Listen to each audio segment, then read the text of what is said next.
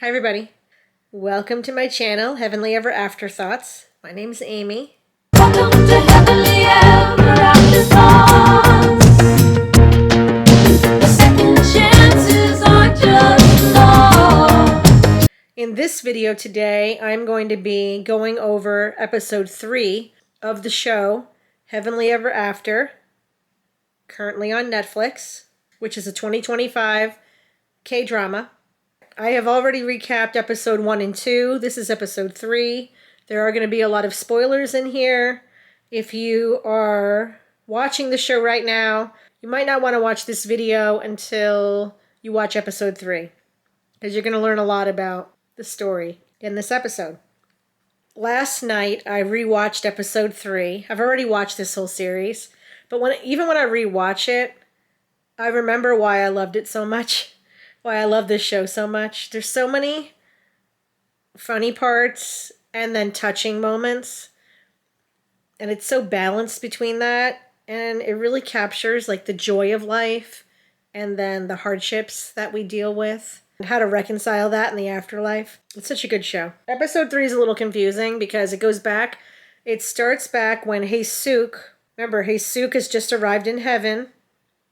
She appears as an 80-year-old. Her husband is 30. Looks like he's 30.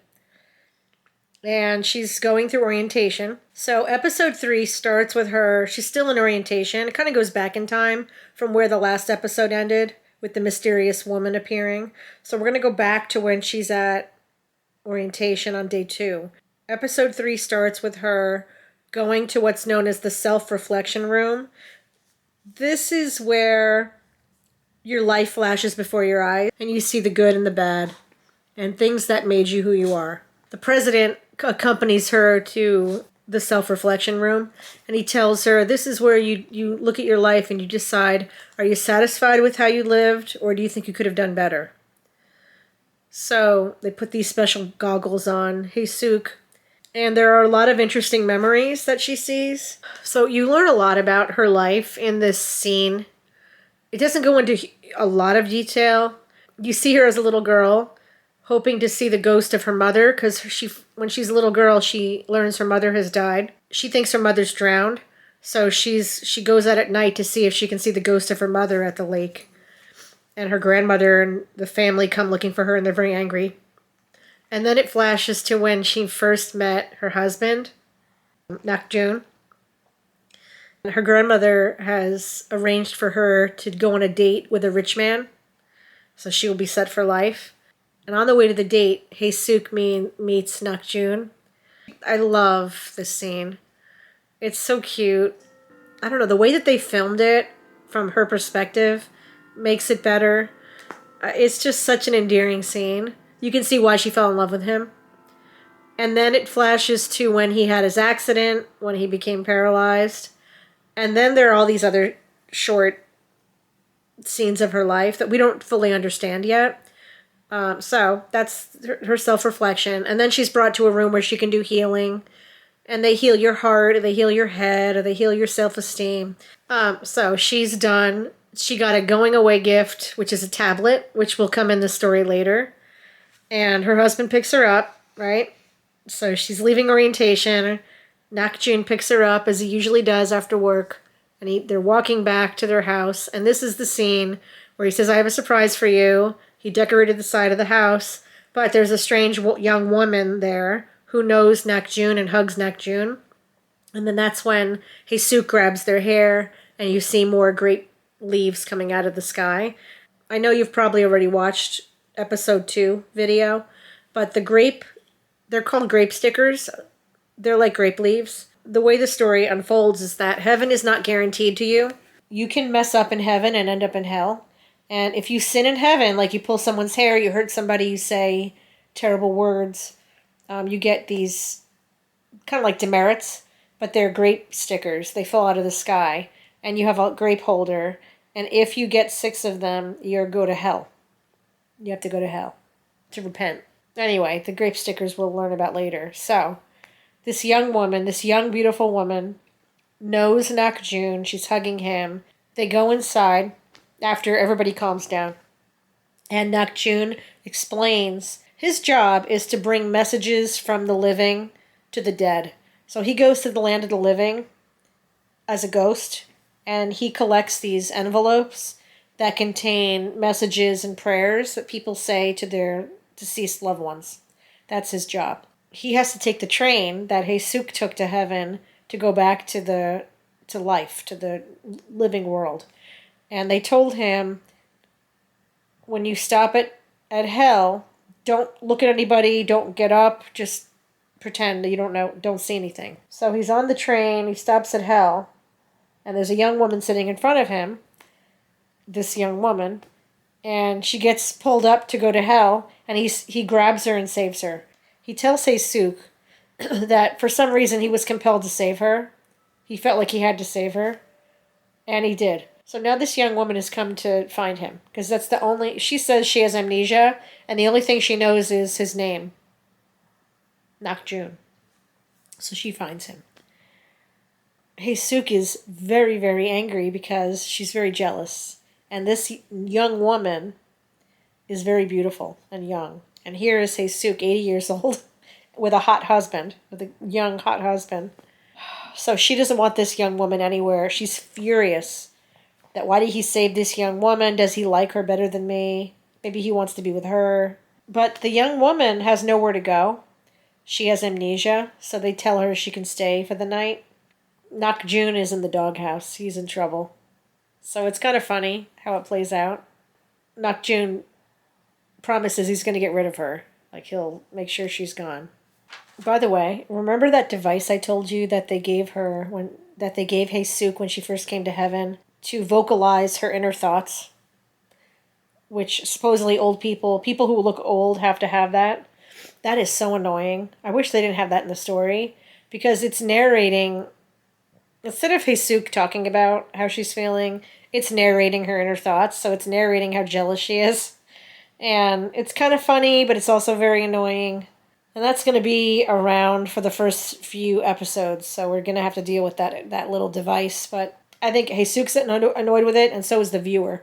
All right, so the next morning, they all get up, and Jesus is so angry that she's cleaning the house like a maniac. She's doing the laundry, she's vacuuming, she's going outside, she's sweeping outside, and she finds the grape leaves. And then Nakjun comes out and he tells her what the grape leaves are. They're grape stickers. They look like grape leaves. And there's a holder hanging in a tree. She has, so far, 4 grape stickers. So she only is allowed to mess up 2 more times before she goes to hell. And she's only been in heaven for a couple days. Nakjun says, I'm going to get rid of this girl, because he knows his wife is very upset. So he brings this girl, who doesn't have a name because she doesn't remember her name, to the heaven headquarters. And he goes and try to find out who she is. He has a friend that works there. But the friend can't look her up because he doesn't have a name. They need a name. And in their conversation, he finds out that there's a deserter, someone who was supposed to go to hell but ended up in heaven.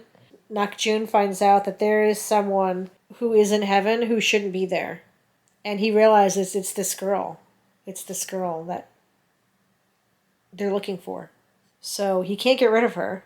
Meanwhile, she meets the 3 stray dogs that I talked about in the earlier episode. So there are these 3 dogs. They're strays. No humans come to look for them.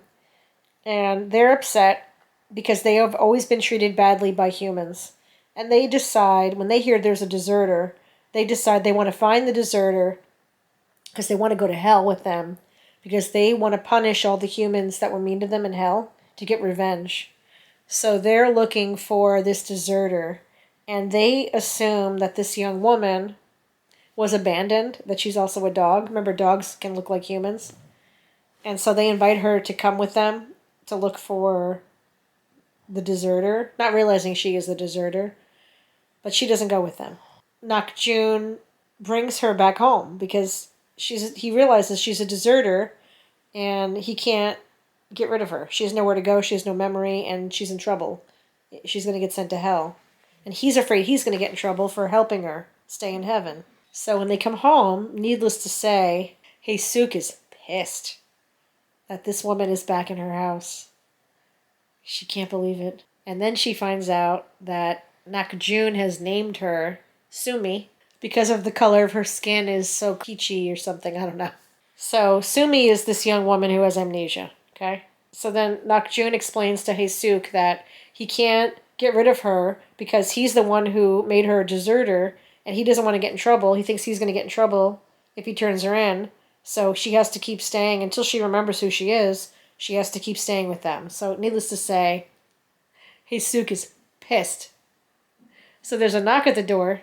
There's a messenger there, and he tells her that because she got 4 grape stickers, she has to do something called a reformation period, where she has to make up for these sins so that she doesn't sin all the way to hell. So the next day, she has to go meet with the president to talk about how she's going to fix the situation, which turns out to be they decide she is going to go to church every day, Christian church, to redeem herself from her sins. Well, the first day she goes to church doesn't go well because it's just her and this young pastor. Again, everybody's younger than her. Literally, all of heaven is younger than her. She's the oldest person in heaven, other than the president. So it doesn't go well. The pastor gets annoyed with her because she's asking too many questions. And she keeps, every time he starts reading scripture, she falls asleep. But he has to stamp her book that she's come to church every day, so she gets the credit. And she's stuck. She has to go every day to church. So that's kind of interesting. She goes home. She's so mad that this young woman is in her house that she decides she's going to go find her mother. So she goes to the Heaven Support Center and she asks.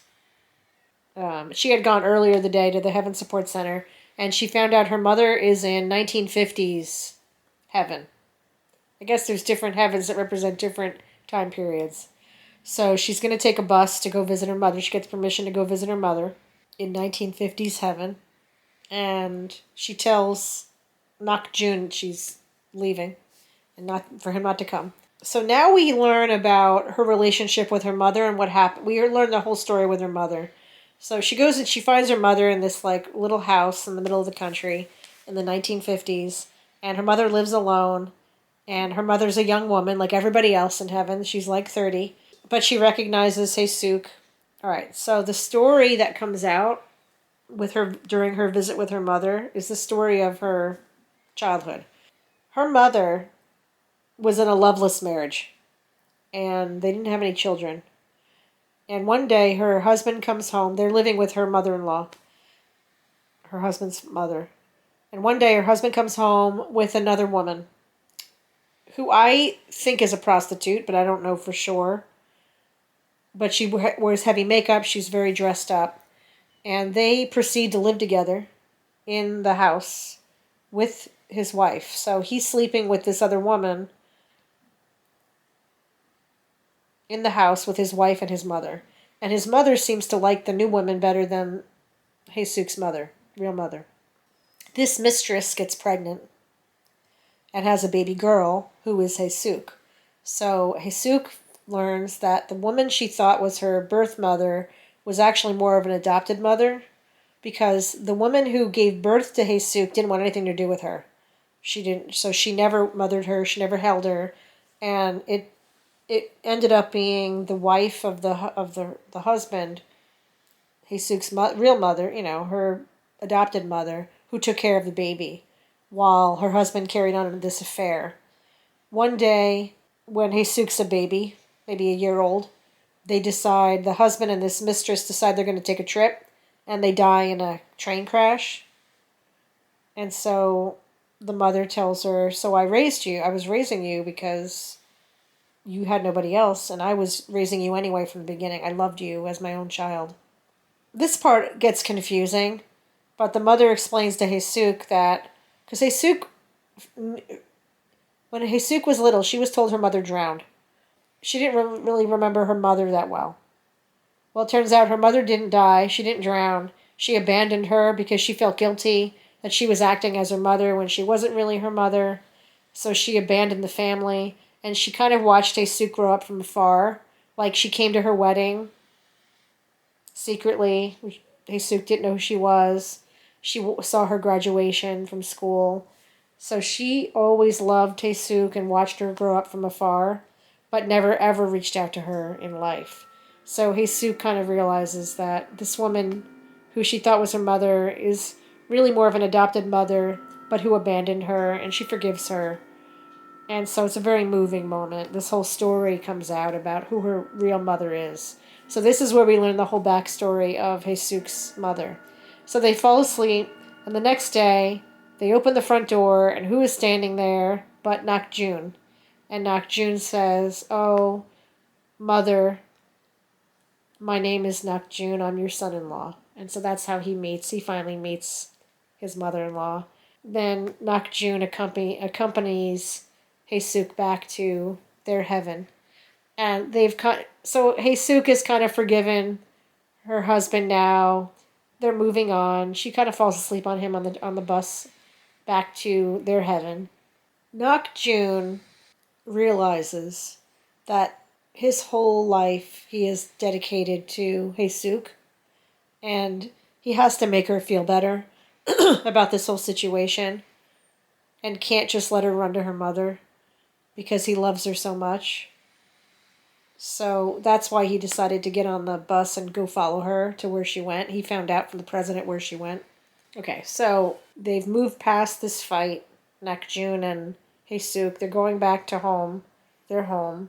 Meanwhile, Sumi is at their house waiting for them, and she's outside looking at the flowers, and all of a sudden this dark shadow comes from behind her, and it's a hooded skeleton that kind of pounces on her. And that's the episode. That's where the episode ends, so you don't know. It's kind of a cliffhanger what happens to Sumi. So this episode was very good. We got to know more about Heisuk and her upbringing and her family. So the grandmother that raised her was her father's mother. That's who really raised her and who wanted her to marry a rich man. That was her father's mother. And then her daughter-in-law was Heisuk's mother, adopted mother, who Heisuk really never knew. All right, so that's where episode 3. Episode 3 was very good. I really liked episode 3. I'm hooked now at this point. Like when I was watching the series, by episode 3 I was hooked. I was like, "Oh my gosh, who is going to get Sumi? Who is Sumi? And is Heisuk going to end up in hell because she's going to keep sinning because she can't seem to control herself?" There are some funny scenes in this one too, where there's a scene where she wants to get information on where her mother is, and they weren't going to give it to her, and she was like, "Do you want to remember pain?" So it was kind of funny. So some of my reflective questions for this scene, for this episode: what would you do if your young hot husband brought home this young woman when you were old, when you looked 80 years old? Would you act like Heisuk and not want her in your house, or would you be more kind because she has amnesia? If you died and went into a reflection room, what memories do you think you would be shown? What are the pivotal memories in your life that you think you'd be shown? That to me is very interesting because it's going to be the good and the bad. It's not just going to be good memories. It's going to be when you made mistakes, when you did good things, and when you did bad things, I think. But Heisuk's reflections really had nothing to do with her. It was more her experiences. Like, it was more why she fell in love with Nakjun, why she was sad that she didn't have a mother, the heartbreak of her husband's accident, and how that feeling of the horror that her husband can't walk and may not live. And then there were also flashbacks of her taking in her adopted daughter. Although there were flashbacks of when she took in her adopted daughter, who was being very severely abused. So it was a little bit of reflection of what she did. It does make me wonder, God, what would I... I'm sure there are good and bad things I did that would be flashed. Probably me teaching, but I've had snarky bad moments also, so I don't know, it's very interesting. So what did you guys think of episode 3? Putting any of your ideas in the comments would be very interesting for me. I would love to see how other people view the episodes and the show, not just me. I hope that you are watching the show and you're enjoying it. All right, I'm going to wrap it up here. I'll see you for episode 4. See you in the next episode.